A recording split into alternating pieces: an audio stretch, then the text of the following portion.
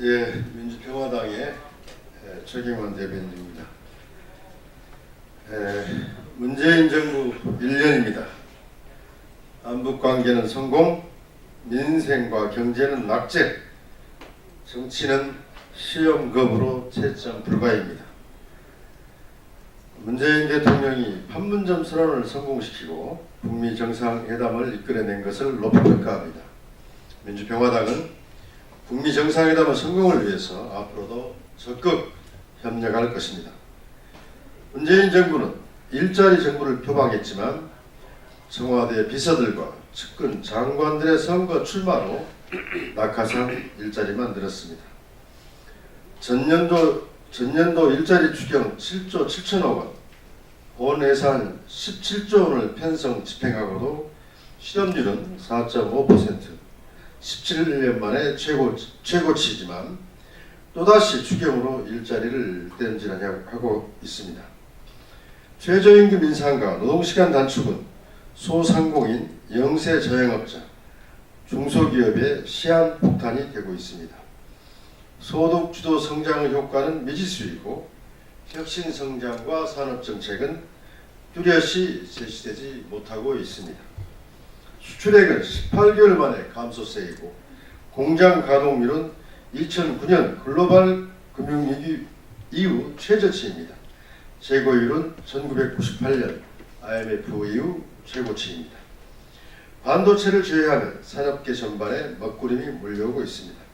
군산, 목포, 영암, 거제, 창원 등 지역경제는 물론 농어민과 서민의 삶도 나아진 것이 없습니다. 거듭되는 인사 실패로 장차관급 낙마자만 7명에 달합니다. 그러나 책임지는 사람도 없고 청와대 인사 라인은 요지부동입니다. 가장 우려스러운 점은 협치의 실종입니다. 국회에서는 개혁법안이 통과되지 못하고 있고 오늘 또 국회는 공전 중입니다. 야당의 어깃장도 문제지만 청와대와 집권 여당의 정치적 무능력이 더더욱 책임이 큽니다. 집권 여당인 더불어민주당은 문재인 정부 개혁을 도우려는 야당을 주머니 속 공깃돌 취급했습니다. 일이 닥치면 도와달라, 협치하자고 하면서도 정작 강력한 개혁연대, 개혁블록을 구축하는 데는 관심이 없었습니다. 남은 4년을 이렇게 보내서는 안 됩니다. 당장 집권 2년차 징크스가 기다리고 있습니다. 정치가 제자를 찾아야 민생과 경제를 살리고 외교는 더 잘 될 수 있습니다. 소통과 협치가 정치의 시작입니다. 청와대와 집권 여당은 촛불의 주인이 아니라 촛불 지킴이가 되어야 합니다. 소통과 협치로 정치를 살려야 한다고 거듭 촉구합니다. 더불어민주당은 드루킹 댓글 여론 조작 사건에 대한 특검을 즉각 수용해야 합니다. 야당의 거듭된 특검 수용 요구에도 민주당은 이런저런 조건을 달고 있습니다. 까면 깔수록 드루킹 댓글 조작 사건의 의혹이 늘어나고 있습니다.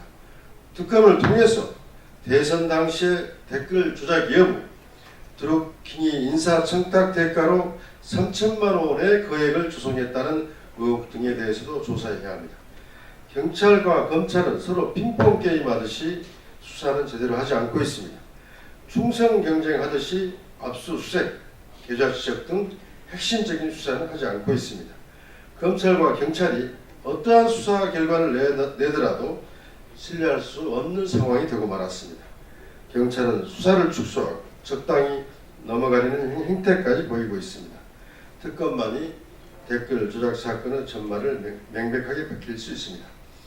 민주당이 야3당이 공동 발의한 특검법안에 포함되어 있는 검경의 수사 축소 의혹과 관련된 사항을 빼자, 또 김경수 의원 관련 부분을 배제하자 이렇게 말씀하시는데 특검을 무력화시키는 꼼수라고 생각합니다.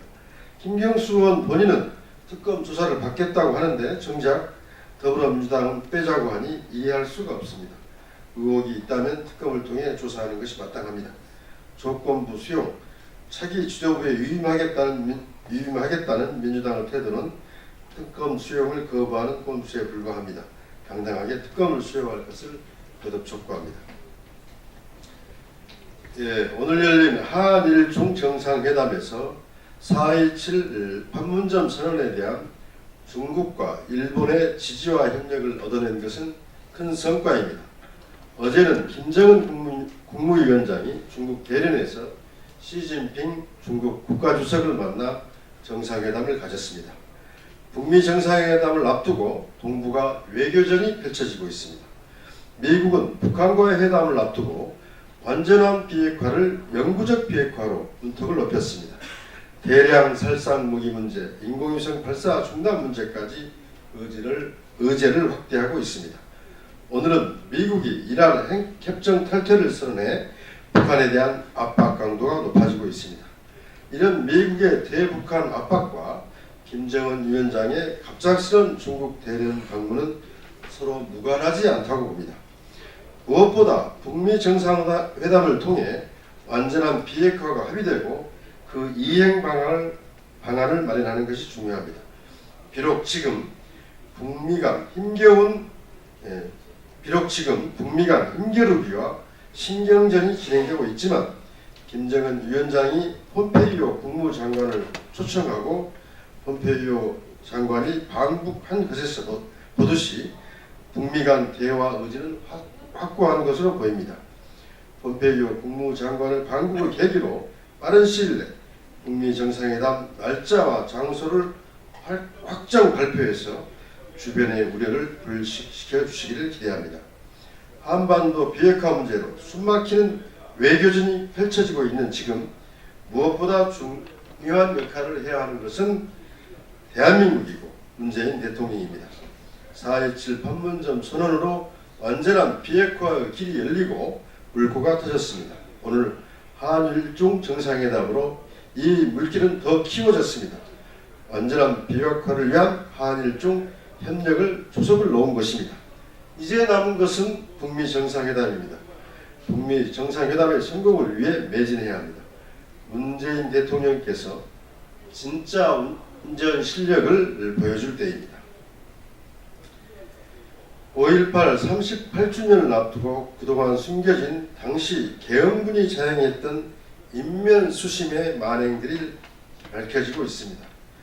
5.18 당시 대학생이었던 김선옥 씨는 계엄사에 연행돼 65일간 구금되어 폭행과 고문을 받다가 석방 하루 전날 성폭행을 당했습니다. 이후 아버지는 교직에서 쫓겨나고 어머니는 충격으로 세상을 떠났습니다.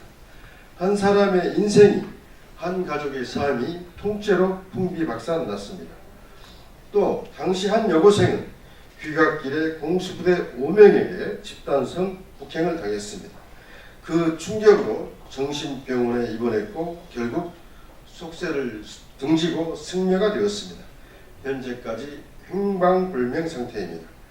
당시 계엄군의 만행을 규탄하는 거리방송을 했던 차명숙 씨는 보안사령부에 붙잡혀가서 보안대와 상무대 영창을 오가며 10여일간 극심한 고문을 당했습니다. 현재까지도 고문 후유증에 시달리고 있습니다. 방 안에서 잠을 자지 못하고 거실에 형광등을 켠 채 눈을 붙여야 할 정도로 폐쇄 공포증이 심각한 상태입니다.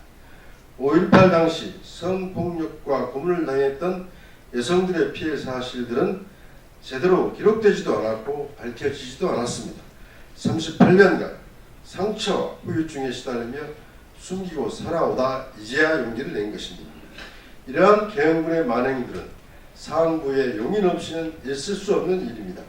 이번에 제정된 5.18 진상규명 특별법에 따라 9월에 출범한 5.18 진상조사위원회에서 지금까지 숨겨왔던 계엄군의 만행들을 낱낱이 밝혀내야 합니다. 진상조사 대상에 인권유린에 대한 조사가 포함되어 있지만 필요하다면 진압군의 성폭행 만행도 조사 대상으로 명시하는 법 개정안을 낼 계획입니다. 5.18 진상조사위원회의 철저한 조사를 통해 계엄군의 만행에 피해를 입은 여성들의 한을 풀어줘야 합니다. 그리고 가해자들을 찾아내 반드시 단죄해야 합니다. 네, 이상입니다.